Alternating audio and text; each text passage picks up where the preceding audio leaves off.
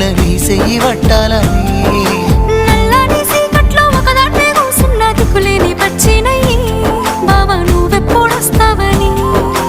ఏళ్ళైపోతుండే పిల్ల ఎన్నెలొచ్చింది మన బతుకులా ఏలైపోతుండే పిల్ల ఏలు వట్టంగా వస్తున్నాయా ఇన్నాళ్ళ ఎడబాటు ఎడవాసిపోతుందిలే